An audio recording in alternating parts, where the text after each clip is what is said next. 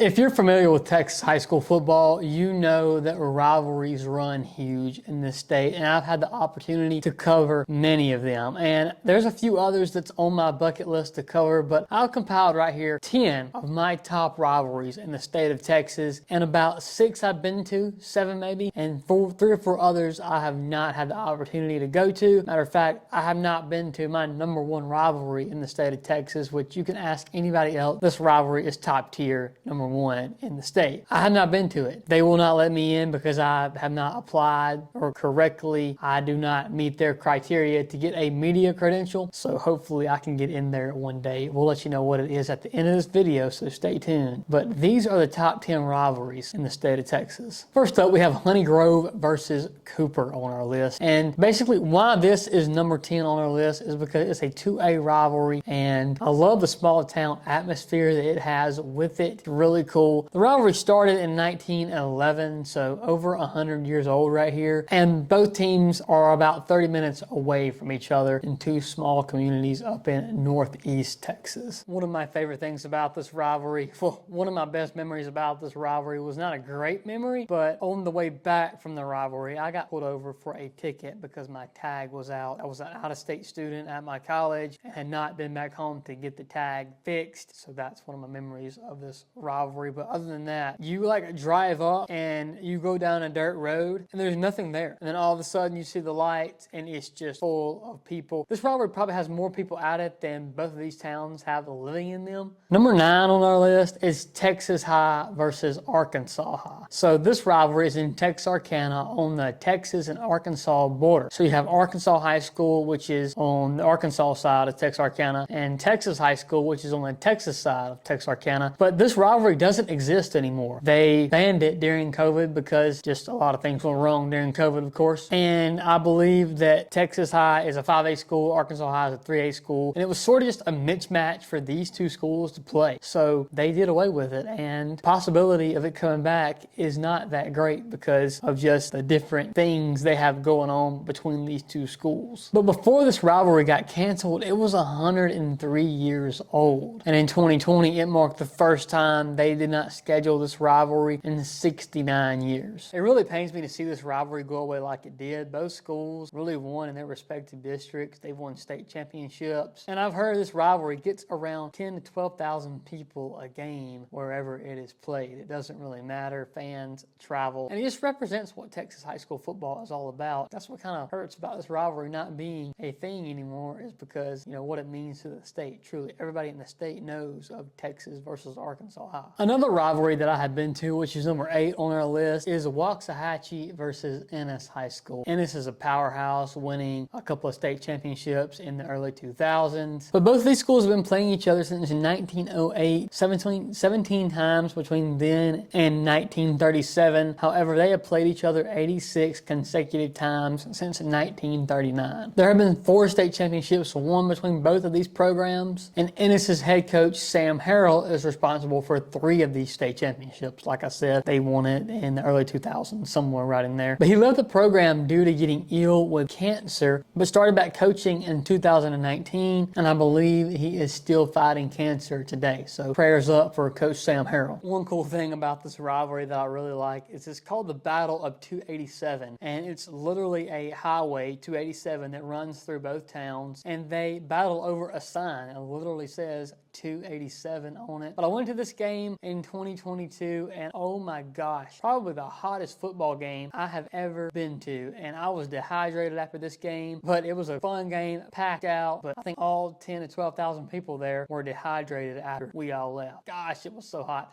I think it was like 108 on the field. It was insane. That turf it gets hot on that turf. Number 7 on our list is Westlake versus Lake Travis, Battle of the Lakes, as some call it. This rivalry is around 20 years old, so not an old rivalry at all, but you will never know it because of the amount of support it gets. 15,000 people a game. They show up when these 2 play in the regular season. Both teams have competed for multiple state championships, and when you look at the quarterbacks that have came from these 2 schools, it is insane, such as Drew Brees, Nick Foles, and others. I finally got to see this rivalry last season. I finally got to see this rivalry last season in the playoffs. These two play. It was a packed house, even in the playoffs. And these two meeting in the playoffs is super common. Normally it happens every year. They met in the 4th round this past fall, and they met in the 3rd round the year before that. Westlake actually made the state championship this past season. They were a state finalist. They lost to North Crowley. So winning state championships, they are nothing new to these two teams. Another rivalry that I have not been to, but man, does the drama get big in this one. Amarillo versus Tascosa, and Amarillo, Texas, of course. These teams have been playing each other since 1958, and locals around the area refer to it as Hell Week or Class C Misdemeanor Week. I'm not lying there. In the ensuing years, before a lot of colorful stunts, from a stolen Tascosa cannon to a red and black potbelly pig let loose. Those really don't touch about 30 years ago when a Tascosa student, along with some friends, piloted a small plane above Amarillo High and dropped red rolls of toilet paper. The cops were waiting when they got back to the airport, and I'm assuming they arrested them. Class C misdemeanor. That may be Class A. I don't know. I don't know how that works. Not a lawyer here, but crazy.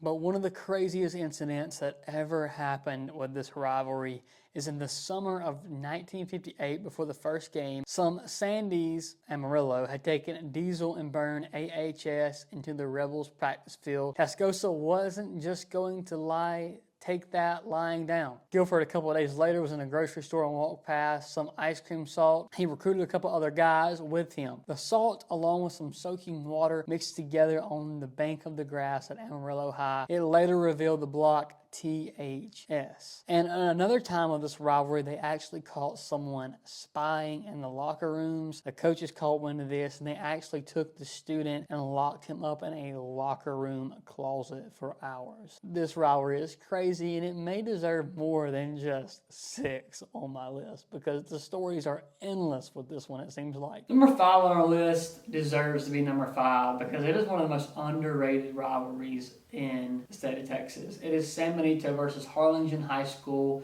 in the Valley. For all you non-Texans, that is South Texas, the Rio Grande Valley, we call it. This rivalry is called the Battle of Arroyo because the two towns was once divided by the Arroyo Colorado River. Harlingen won their first ever meeting 19-0 in 1930, so they've been playing for a long time. 95 years to be exact. So yeah, this rivalry is definitely on my bucket list. I got to get down there to the Valley and watch these two teams compete. 10 to 12,000 people a game. It gets packed, and like I said, they just love their football down there in the Rio Grande Valley. Okay, number 4, a lot of people would probably disagree with me on this, but I hold this rivalry near and dear to my heart. It is Friendship versus Lubbock Cooper in Lubbock, Texas. A lot of people call it Autumn Onslaught, or the Battle of Lubbock. This game is huge up there, and I had no idea it would be when I went up there in 2022 to watch this game, but the people of Lubbock love these two teams. It is so much fun to watch them play, and man, did they have some athletes when I was up there watching them play. It came to the last second. It was an unbelievable game, and there was just something about the atmosphere of this game that just made it so special. Maybe it was because it was the talk of the town. I don't know. I did a video on it, and everybody saw the video in Lubbock, literally, and everybody knew me when I was there. It was just insane. There was something about it that was just crazy. But it went 5 years in a row as a one-score game. It seems like this game is always close. Friendship is 6A, Lubbock Cooper is 5A. So Friendship does kind of get the upper edge, but this Cooper team has some great teams too. And 2 cool schools with a lot of great fans. It was so much fun being a part of this game. And my goal this year is to be up there again if both teams are doing pretty well. And I also got a speeding ticket on the way back and a flat tire while I was in Lubbock, so that kind of made the trip a little more interesting. It was a crazy trip. One of the most memorable Texas high school football trips I've ever had. Rockwall versus Rockwall Heath. This rivalry is huge. Also, it gets around 10 to 15,000 people a game, especially when both teams are playing well and they both have 2 phenomenal coaches. I'm excited to see what they're going to do this year, but it's called the I-30 Classic, and the reason why is because because Interstate 30 separates both of these schools. Neither fan base is getting gas on the other side when Rivalry Week is here. The rivalry began in 2005, which is not that old of a rivalry in Texas, but you would never know it because of the passion these two teams have for playing each other in this rivalry. In 2021, they played one of the best games the state has ever seen. Heath beat Rockwall in a 78-71 overtime thriller. I was not at this game. I decided to miss it last minute. This rivalry also has a special place in my heart because it's part of the reason why Lone Star Sports is here and why I do this content creation, because I saw Rockwall and Heath playing a baseball game at my university. It was packed. There was a ton of people there. It looked like a college super regional, and I thought to myself, how could I start covering these high school sports? And a couple months after that, or a month after that, Lone Star Sports was born. Number 2 on our list is Duncanville versus Desoto. You will probably never see this much talent in a rivalry game ever. Maybe the one in California, St. John Bosco versus Mater Dei. But with two public school teams, those are private school teams, or I know,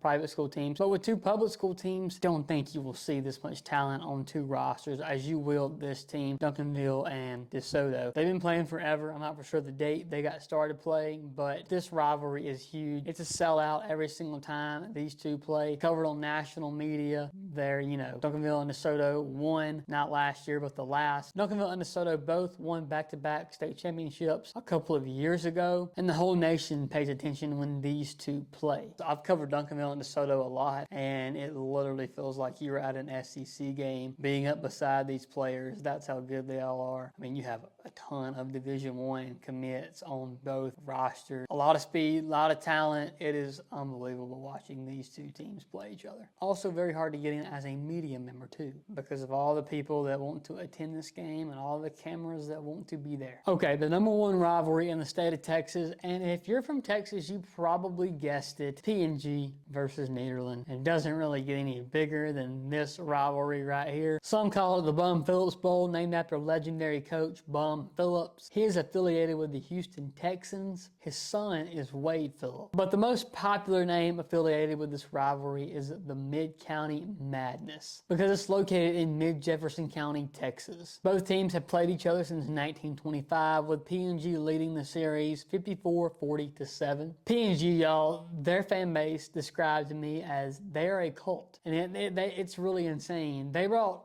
around 30 to 40,000 people to a state championship game at AT&T Stadium when they won it 2 years ago. They also went the year before that, and they brought a lot of people as well. You have P&G fans flying private jets to Dallas, making the drive from Houston to Dallas, flying from Houston to Dallas. You had fans from other parts of the country flying to Dallas to experience the Indians winning the state championship game. Again, this rivalry, I have yet to experience it. I have watched P&G play before, but it was in the playoffs last season, which they still brought a ton of people, filled up one side of the stadium, a big college football stadium, by the way. But no, I have not been to a Mid-County Madness just yet, but it is on my bucket list. Hopefully they will approve my credentials this year. So funny story. So I picked Nederland to win last season. I don't think anybody picked Nederland to win, but Nederland was really good. I think they had 2 losses. They were like 7-2 or something. I'm like, I think Nederland gets the win right here. It's been a while. I just feel they got a good running back. I feel like they will get the win. A lot of fans tended to disagree with me on that, but I picked them to win and they won. So pretty cool story. They won 24-21 last season. So the rivalry is going to be big when it goes back to Nederland this coming fall. So that is it, y'all. Those are my top 10 rivalries in the state of Texas. Let me know if you agree or disagree. Let's talk about it. Hey, subscribe to my channel. Follow me on Instagram. Follow Lone Star Sports on all our socials, and we will see y'all in the next video.